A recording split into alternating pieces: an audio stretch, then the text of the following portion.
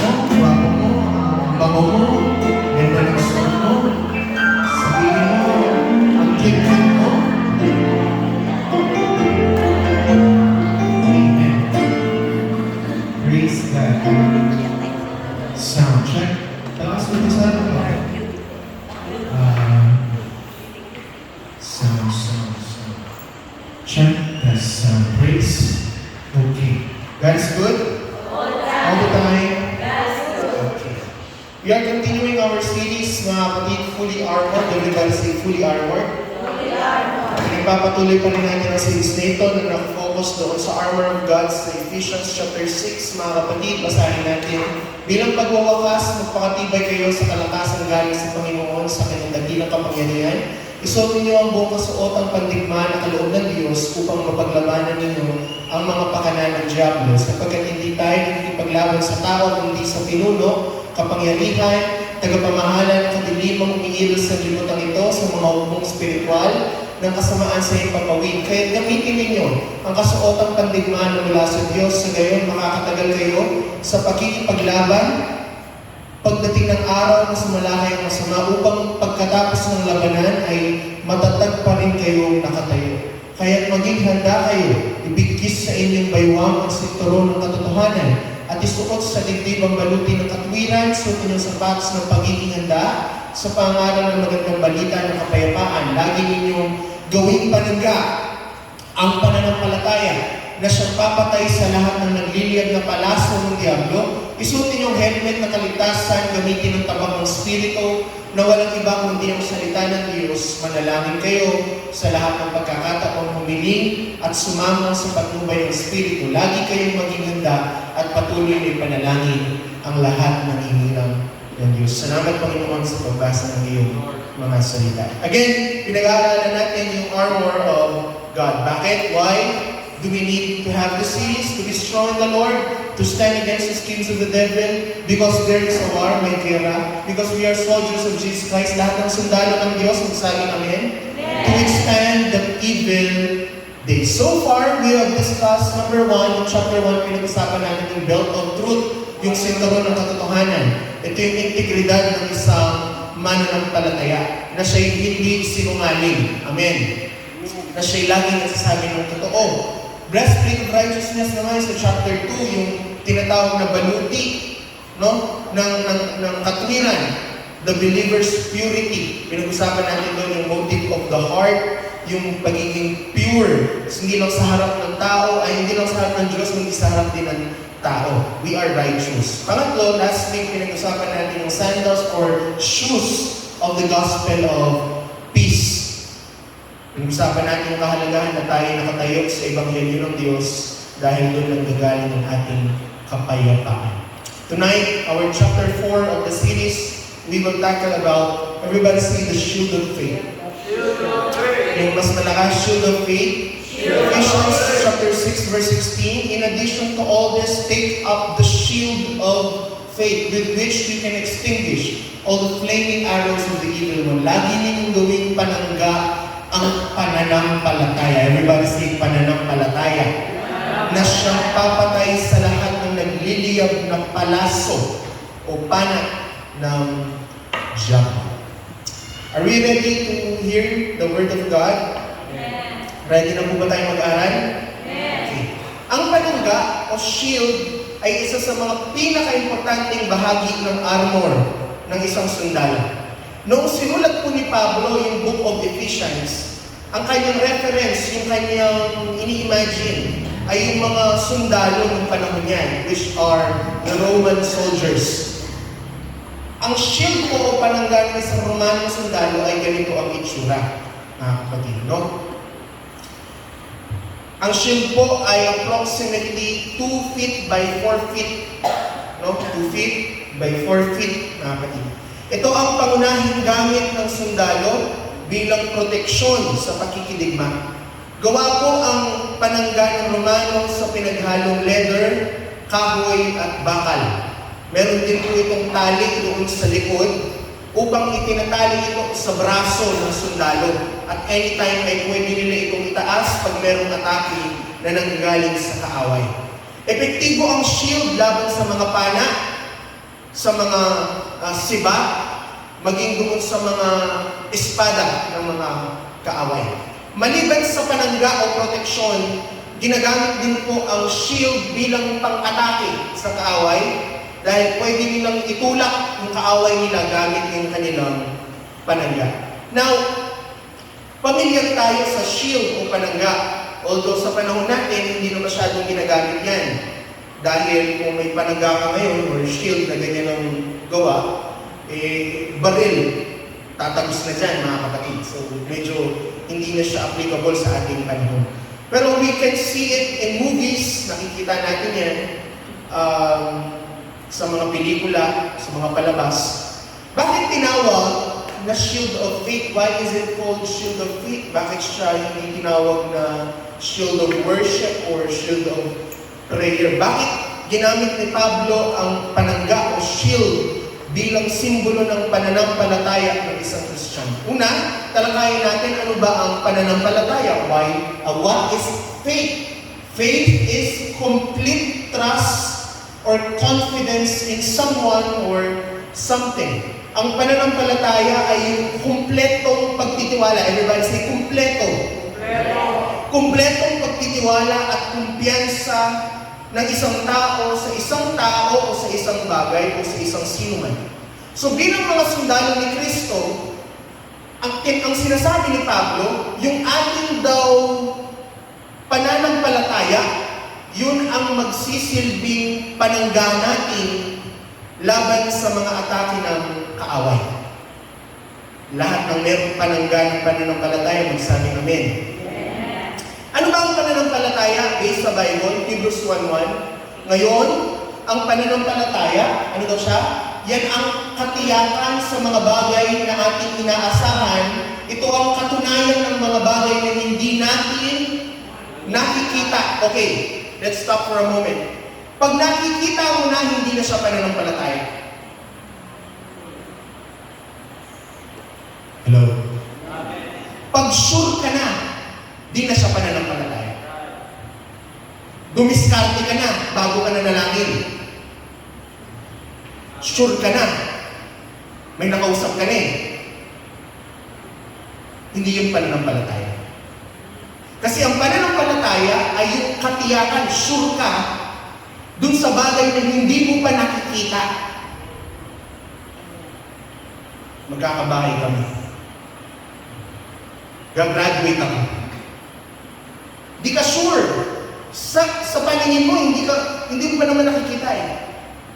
Pero because of faith, yun yung katiyakan sa mga bagay na hindi mo pa nakikita. So pag dumiskarte ka muna bago ka na nalangin at umasa sa Diyos, hindi yun faith. Amen. Sabi ng 2 Corinthians 5:7, sapagkat namumuhay kami batay sa pananampalataya at hindi sa mga bagay na nakikita. We live by faith and not by sight. Minsan, kaya nga sabi ng Bible, no, mabuti pang alisin mo na lang yung mata mo. Dukutin mo na lang. Kasi kung ano-ano nakikita mo. Pero sa ating mga naglilingkod ng tunay sa Diyos, dapat lumalakad tayo ng bumuhay batay sa pananampalataya at hindi sa nakikita. Amen. We walk by faith, not by sight. Hebrews 11:6, hindi maaaring kalugdan ng Diyos ang walang pananampalataya sa Kanya. Gusto mong malugod ng Diyos?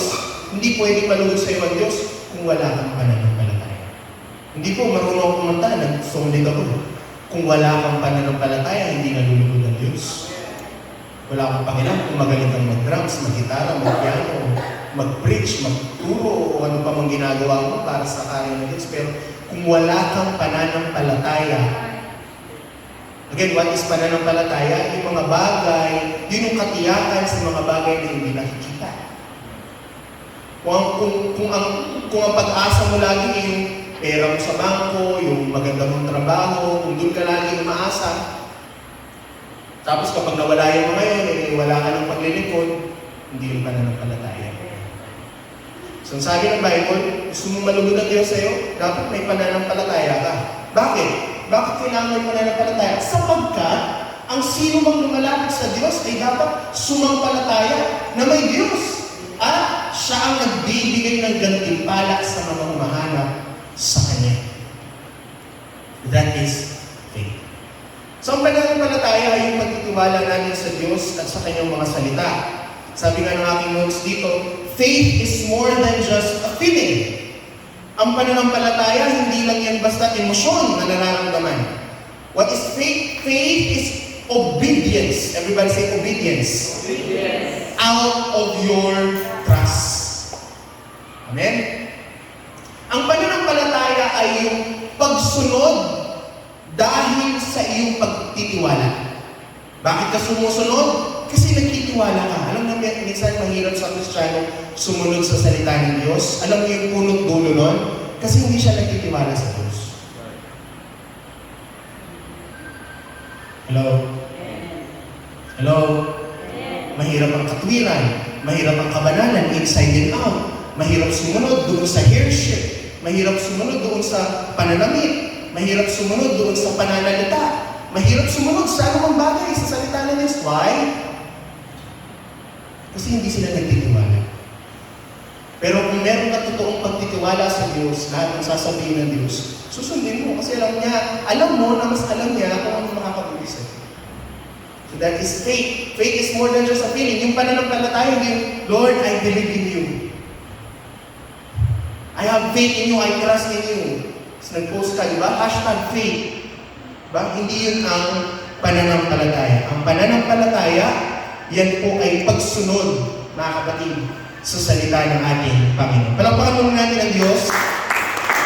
So, ang pananampalataya, hindi lang yan sinasabi, hindi lang yan nararamdaman, pinapakita yan sa kilos at paggawa at pagsunod. Sumusunod tayo dahil nagtitiwala tayo sa Diyos. Now, ano ang kalaban ng pananampalataya? What is the enemy of faith? The enemy of faith is doubts. So everybody say doubts. Doubts and faith cannot mix. Hindi pwedeng may pananampalataya ka, tapos may pagdududa ka. No, they cannot mix. Kapag may pagdududa ka, matik wala kang pananampalataya. Pag may pananampalataya ka, matik wala kang pagdududa. Kasi may pananampalataya. Faith and doubt cannot mix. It's either you have faith in the Lord or you have doubt in the Lord. Amen. Hindi pwedeng maghalo yung pananampalataya at pagdududa. Kung tunay tayong mananampalataya at nagtitiwala sa Diyos, dapat walang bahid ng pagdududa sa ating mga puso. Dapat sigurado ka sa sarili mo na si Lord ang bahala sa akin. At wala akong dapat gawin kundi maglingkod lang ng matapat sa Kanya. That is faith. Faith cannot be mixed by doubt. Madalas inaatake tayo ng kaaway gamit ang mga doubts o pagdududa. Gusto na kaaway pagdudahan mo o mag-alinlangan ka sa pangako ng Diyos sa buhay mo. Gusto ng kaaway, maisip mo na hindi ka na naririnig ng Diyos o hindi na kumikilos ang Diyos sa buhay mo. Gusto ng kaaway, maghina ang pananampalataya mo at mawala ang paniniwala mo sa salita at pangako ng Diyos. That is the goal of the enemy. Yung alisin niya yung pananampalataya mo sa Panginoon. At pag nawala yung pananampalataya mo, pupunuin ka niya ng mga pagdududa, pag-aalala, doubts and worries will overflow. Dahil yung panangga mo, yung shield mo ay binabaho na at yung mga atake ng kaaway ay sinasalo mo na lahat. At kapag nasalo mo na lahat ng atake ng kaaway, wala kang pwedeng magawa kundi matalo ka. At sumuko na sa laban sa ating paglilingkod sa ating Panginoon. Pero huwag natin hahayaan. Kailangan po natin palaging hawakan at itaas ang panangga natin, which is our faith. Sabi nga ng notes ko dito, your faith is your shield. Raise it up. Ang pananampalataya mo ay ang iyong panangga. Pag alam mong may atake ng kaaway, huwag mong bababayan, itaas mo. And you say to the devil, pwede kang umatake atake maghapon, pero narito ang aking pananampalataya na sasangga sa mga atake. Sa panahon na parang nangihina ka, nakikita mo ang problema sa paligid, nag-aalala ka, nagsisimula kang magduda sa pangako ng Diyos, kapatid, itaas mo uli ang pananampalataya mo at huwag mong hahayaan na tamaan ka ng mga atake ng kaaway. Your faith is your shield. Amen. Tingnan niyo po ang sabi ng Bible patungkol sa demonyo. Sabi ng scriptural text natin, lagi niyong gawing pananggaang pananampalataya. Bakit? Na siyang papatay sa lahat ng nagliliyab na palaso ng diablo. Everybody say palaso. Ang ibang word sa palaso sa Tagalog ay pana. Pana. So ang kaaway, dinescribe ng Bible ang kaaway na ang demonyo pala ay archer. Namamana. Meron daw siyang mga nagliliyab na pana. Just imagine for a moment, this is the devil. Just imagine for a moment. Yan yung demonyo araw at gabi. Naghihintay siya na ibaba mo yung pananampalataya at titirahin ka niya ng mga nagliliyab na palaso. That is the devil in your life. Day and night. Watching you. Amen. Waiting for your invulnerability na kailan ito manghihina, kaya ibababa yung faith niya. At doon kanya titirahin ng mga nagliliyab niya. Tandaan mo ito lagi, kapatid. Lagi nakatingin ang diablo sa'yo. Alam natin, si Lord lagi nakatingin, no? Pero hindi natin minsan naiintindihan na yung demonyo lagi rin nakatingin sa'yo. Hindi lang si Lord. Amen. Yung kaaway, lagi rin naghihintay ng pagkakataon na mawala ka sa tamang relasyon mo sa Diyos. Hindi, Pastor John, nagsisimba pa rin ako. No. Minsan nag-church ka na lang pero wala kang pananampalataya. Minsan nakikita ka pa dito pero wala ka ng gana. Wala nang pumapasok na salita sa'yo. Yung encouragement, basura na lang. Parang basura na lang ang tinatapos sa'yo, hindi na nag-a-absorb sa iyong puso. Kasi masyado ka nang nakatake ng kaaway, nakalimutan mo nang itaas yung panangga mo. Kaya pagdating ng Sunday, Monday to Saturday, ginayaan mo yung pananampalataya mo, binaba mo. Sinalo mo lahat ng atake ng kaaway. Atake sa bahay, sa eskwela, sa trabaho, sa kaibigan, sa relasyon, sa mga anak, sa asawa. Sinalo mo lahat, di mo tinaas yung panangga mo. Sinalo mo lahat, Monday to Saturday. Tapos ini-expect mo na Sunday, yung preacher sobrang galing. Yung soul leader sobrang galing. Na dapat bubuhayin ka ulit. Monday to Saturday, nagpapana ka. Ano ba magagawa ng pastor mo sa'yo sa Sunday? Sinunod ka na ng diablo. Ilang pana na yung tinama sa'yo. Tapos sabi mo, si pastor kasi hindi ako tulong. Monday to Saturday, nagpapapana sa kaaway. Gusto mo Sunday? Shhh! Magic kaalisin lahat. Ang pastor, ang leaders ng simbahan, ang mga ministers dito, tutulungan ka. Pero tulungan mo sarili mo. Monday to Saturday, wala ang mga pastor nyo. Kahit yung mga pastor kailangan din malangga. Hello? Kaya Monday to Saturday, pag wala yung mga tumutulong sa'yo, amen. Itaas mo naman ng konti yung panangga mo. Huwag mo naman hayaan na bawat bato ng kaaway, tinatanggap mo. O discouragement ako, oo nga. O problema ako nakakaawa ako. O pagsubok, talaga ako nga. Grabe nga talaga. Itaas mo, pag may pagsubok, hindi. Anak ko ng Diyos. Hindi, may pangako ng Diyos. You raise up your shield of faith. Kaya minsan pag Sunday, pagpasok mo pa lang, malungkot ka na. Binati ka na nga ng good morning. Parang good evening pa rin sa'yo. Amen.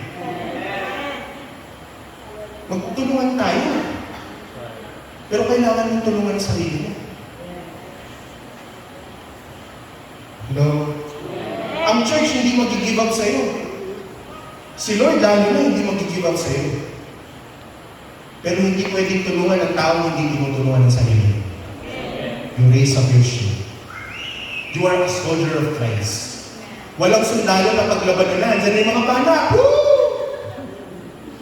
Walang ganong sundalo. Lahat ng sundalo marunong magtaas ng panangga nila. At sasabihin nila, may pananampalataya ako sa Diyos. Ano man ang bato mo, kaaway? May pananampalataya ako sa Diyos na sinasamba ko. I am a child of God. Amen. Ano ba yung mga pana ng kaaway? Ito yung some of the devil's arrows. Hindi lahat ito. Pero yung mga pinakamadalas. Yung mga pana ng kaaway. Doubts, discontentment, and anxiety, and fear.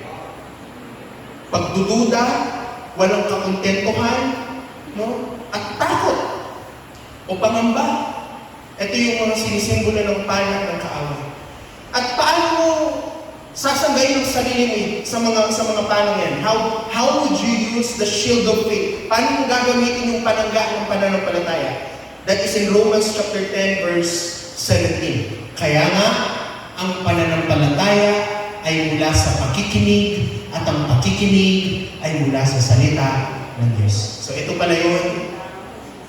Hindi ka pala pwedeng magkaroon ng pananampalataya kung hindi ka naman nakikinig ng salita ng Diyos. Hello? Hindi mo pwedeng sabihin, ako talaga, may pananampalataya ako sa Lord. Pero hindi ka naman nakikinig at nagbabasa ng salita ng Diyos. Wala ka naman yung alam ng mga salita ng Diyos. Saan nakabase yung pananampalataya mo? Sa Facebook posts. God is good all the time. Ang gandun pa yung pananampalataya. Maliit lang na pananggayo. Hello? So the more na nakikinig ka ng salita ng Diyos, yung panangga mo, lumalakas, tumitibay, lumalaki. So para maitaas natin ng maayos yung ating panangga, at para maging matibay yung ating panangga, kailangan po nakikinig tayo ng salita ng Diyos. Sa mga gawain ganito, pinapatibay mo ang pananampalataya mo sa Panginoon. Kaya do not miss out fellowships. Do not miss out activities inside the church. Yung mga simpleng overnight prayer meeting nyo lang na yan, hindi nyo minsan naiintindihan, mga kapatid, na ginagamit yan ng Diyos para kayong palakasin, para kayong patatagin, at itatag kayo ng magiging sa salita ng Diyos at ang inyong pananampalataya ay lumaki.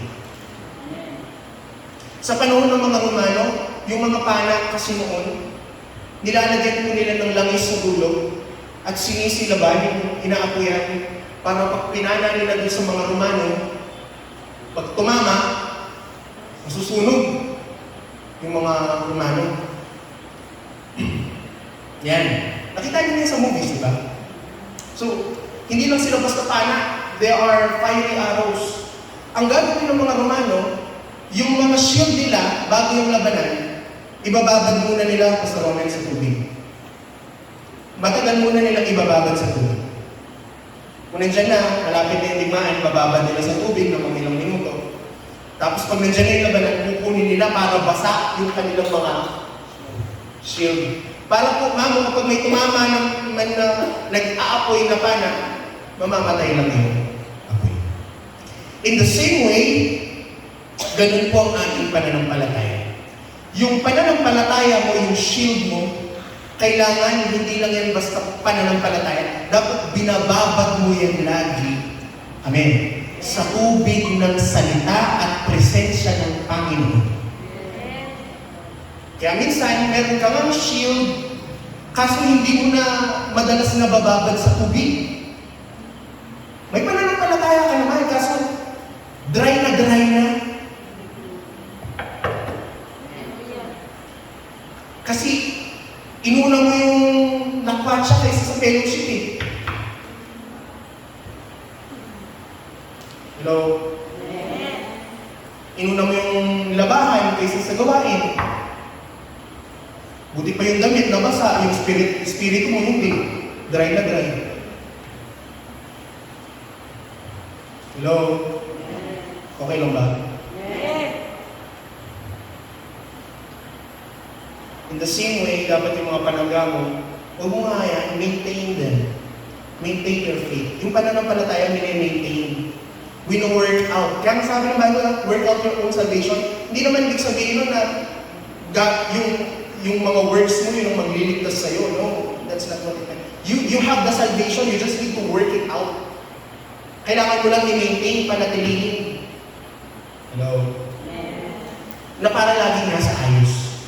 Yung shield mo, kapag nandyan yung gawain, nandyan yung Friday, nandyan yung Sunday, nandyan yung mga iba pang fellowship like life group, doon natin binababad yung ating mga panangga. Para pagka wala tayo sa gawain, nandyan na naman yung kaaway, basa sila, matibay sila, at pag dumating yung pagsubok, hindi tayo matatalo ng tao. So sa gawin ito, ibabad natin yung ating mga shield of faith sa salita ng Diyos. Makinig tayo ng ilang mga bersikulo na magagamit natin bilang panangga sa mga panan ng kaaway. I will give you some. Defense against doubt. Bigyan ko kayo ng ilang bersikulo patungkol sa pagdududa. Sabi ng Jeremiah 29:11, pag nakakaramdam ka ng pagdududa, alalahanin mo ang bersikulo ito. Sapagkat batid kong lubos ang mga plano ko para sa inyo. That's what the Lord says. Yun ang Diyos na nagsasabi sa iyo. Alam kong plano ko para sa iyo. Hindi mo kailangan dumiskarte, hindi mo kailangan mag-alala kung ano yung magiging bukas mo. Alam ko na yung plano ko para sa iyo. Amen? Mga plano hindi ninyo ikakasama, kundi para sa inyo ikakabuti. Ito yung mga plano magdudulot sa inyo ng kinabukasang punong-puno ng pag-asa. Another verse patungkol sa pagdududa. Tumiwala ka, Proverbs 3:5-6, sa Panginoon ng buong puso mo at huwag kang manalig sa iyong sariling kaunawaan. Kilalanin mo siya sa lahat ng hilak at kanyang ituturo ang iyong mga ano. So pag may pagdududa ka, alalahanin mo yung dalawang versikulo. Jeremiah 29:11, Proverbs 3:5-6. Amen? I know the plans I have for you, good plans, and not to harm you. Amen? Proverbs chapter 3:5-6, trust in the Lord with all thine heart. Lean not at your understanding. Acknowledge. Amen? Yun yung lagi, nagdududa ka, wala ka nang makain, wala na kayong pambayad, ano ba yan, nagdududa ka na naman. Alalahanin mo, you remember back the words of God. I know the plans I have for you, saith the Lord. Trust in the Lord with all your heart. Kausap ko si Sister Joy kanina habang nasa biyahe niya. Ngayon ko lang nalaman yung tindahan pala nila mamo kahit mabenta ng Sunday, nakasara. Hello? Kasi yung Sunday nga naman para sa Diyos. Hindi siya nag-aalala doon sa sayang yung kita. Diba? May mga ganyan, kahit Kristyano, ganyan na eh. Hindi susundin ng Diyos para lang kumita. Pero sa ating mga naglilingkod, walang pagdududa. Dahil alam natin yung Diyos, mabuting Diyos. Kailan pa ba nagpabaya ang Diyos? Hello? Bigyan mo ako ng pagkakataon, kailan pa nagkulang si Lord? Siguro may mga pagkakataon na wala tayong pera, pero hindi nagkulang si Lord. May pagkakataon na hindi masarap yung kulang, pero hindi mo masabing nagkulang si Lord. Kailan nagkulang si Lord? Hindi pa nagkulang ang Diyos. Defense against discontentment. Ito. Hindi lang yung pagdududa, yung minsan, hindi ka kontento. Lahat ng hindi kontento, magsabi kami, okay, very good. Hebrews 13:5, pag nararamdaman mo na naiinggit ka, yan, yung feeling of discontentment, naiinggit ka sa iba, hindi palaging sapat yung kung anong meron ka, hindi palaging sapat. Alalahanin natin yung Hebrews chapter 13:5, huwag kayong magmukhang pera.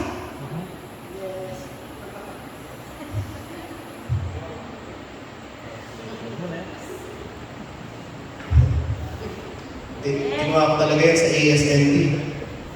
Yung ganyan ang translation ng ASND. Sa ibang translation kasi, huwag mong ibigin ng pera. Pero kinuha ko talaga yan. Yung translation na yan. Huwag kayong magmukhang pera. Lahat ng mukhang pera, magsabi namin. Ano ba? Masiyahan na kayo sa anumang nasa inyo. Kasi sabi ng Diyos, hindi kita iiwan, hindi pababayaan mo.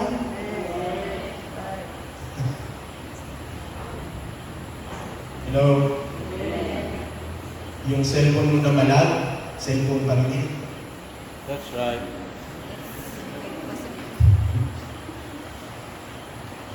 Hello? Do not love money. Colossians 2:10, kayo'y ginawang buong buo dahil sa pakikipag-isa ninyo siyang ulo ng lahat ng pamunuan at pamamahala. Buong buo ka na kay Kristo. Pag nakakaramdam ka ng, ay, buti pa, sana all. Ay, gusto ko rin ng ganyan. Isipin mo agad yung mga versikulo ito. Buo ka na, kumpleto ka na kay Jesus. Then Hebrews 25, huwag kang mukhang pera. At masiyahan ka na sa anumang bagay na meron ka. Kasi ang pangako ng Diyos, hindi kita iiwan, ni pababayaan. Amen? As defense against anxiety and fear. Kasi ito yung tatlong panig. Defense against anxiety and fear. Sino lahat ng nakakaramdam ng anxiety ngayon? Okay. And fear. Sabi ng Matthew 6:34, kapag natatakot ka na naman, pag meron kang alalahanin sa buhay, sabi ng Matthew 6:34, huwag kayong mag-alala para sa araw ng bukas. Kasi mag-aalala yung bukas para sa sarili niya. Sapat na para sa buong maghapon ang mga alalahanin nito. Yung today, okay, ganito ang mindset ng Bible. Yung blessing ni Lord para lang today. Kaya nga sabi ng Bible, give us your daily bread. Hindi siya weekly bread. Si Lord pag nag-bless, one at a time. One day at a time. It's a daily bread. Kasi anong nangyayari kapag binubuhusan na ni Lord? Doon sa story ng mga skylights. Tumatakaw, nagiging greedy, mamo. Nag-i-store. At anong nangyayari? Na-spoil. Kaya nga doon nanggaling yung spoiled. Kasi nasisira lang. Spoil means sira. Nasisira lang pag sobra-sobra.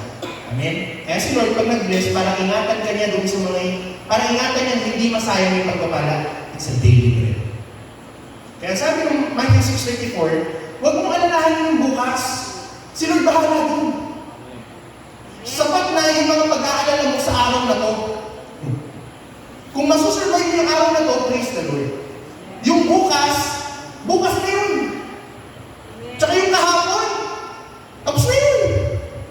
Yung bukas, bukas na lang. Ang problema mo lang yung ngayon. At kung nag-survive ka na ngayon sa araw na ito, purihin ang Diyos. Kung iniisip mo yung utang mo, babayaran bukas, o pang bukas yun. Hello? Kung alam mo, bibisita na naman si Inchi, o kaya si Mabao, ano yung... Uy, ano yung sabi niya? Wala ko yung sinasabi, sabi ko lang. Pag may kumakatok na naman, pag nandiyan, alam mo, darating si Shopee bukas, wala kang pang COD. Yeah. Parcel na naman. Bukas na yun. Pero yung pagpapala ng Diyos, sapat na sa araw. Psalm 27 verse 1. Ang Panginoon ay ang aking liwanag at kaligtasan. Sino ang aking katatakutan? Ang Panginoon ay buong tower ng aking buhay. Sino ang aking kasisindahan? Who shall we fear if we have the Lord? Palakpakan natin ang ating Diyos. Malapit na tayo tapos. Tingnan niyo lang po ang image na ito, patungkol sa shield. Anong napapansin niyo sa shield, sa picture na ito? Ha? Tama po yun, ano po? Dikit-dikit ang master test. Napapansin niyo yan? Dinidikit-dikit nila. Ang tawag po sa ginagawa nila ay Roman turtle. Everybody say Roman turtle. Roman turtle. Bakit Roman turtle? Kasi parang pagong. Yung shield ng... yung bahay ng pagong. Ang gagawin pala ng mga Roman soldiers, habang naglalakad sila, yung mga shield nila pagdidikit-dikitin nila, pati dun sa taas. Para kahit saan umatake ang kaaway, protektado sila. Now, yung isang shield, matibay yan, pero merong mga blind spot dito lang. Paano naman isa sa'yo? Kaya ginagawa ng mga Roman soldiers habang naglalakad sila doon sa battle, pagdidikit-dikitin nila. What is the point? Mas malakas tayo pag dikit-dikit. Pwedeng may pananampalataya ka na malaki, pero mas matibay yan at mas malaki kapag ididikit mo sa kapatid mo sa Panginoon. Kaya minsan kung nanghihina ka, huwag kang tumakbo doon sa mga barkadang hindi ka naman matutulungan pang spiritual. Pumunta ka doon sa mga taong merong shield of faith, na dahil yung shield mo sira-sira na, yung shield nila gagamitin nila para ipananggas ka. Kung nanghihina ka, huwag kang aalis sa Roman 13. Lalo kang mapapatay ng kaaway. You need to get back to the church. And you need to stay inside the church within your brethren. At tayo dito sa loob ng simbahan, magtutulong. Sira na yung panangga mo, gamitin mo yung panangga mo. Hello? Medyo nalalambot yung pananampalataya mo, yung panangga mo. Halika, mayroon akong pananampalataya na pwede mong magamit. We are a church na meron tayong mga shield of faith. So, to wrap it up, the shield of faith is the believer's certainty. Everybody say certainty. Ano ibig sabihin ng certainty? Kasiguraduhan. Wala pa man tayo makikita ngayon na aircon, sliding window, sliding door, sliding. Oh, wait, mag-backsliding. Mga magagandang mga, ano pang mga hinihiling natin sa Diyos. Di pa man nakikita, but we live by faith and not by sight. Sigurado pa rin tayo na Diyos ang magpapala. Why? Diyos ang nagpala dati, Diyos ang nagpapala ngayon, maging bukas, Diyos pa rin ang magpapala. And we just need to trust in the Lord. Psalm 28:7, ang Panginoon ang aking lakas at ang aking kalasag. Sa Kanya ang aking puso ay nagtitiwala.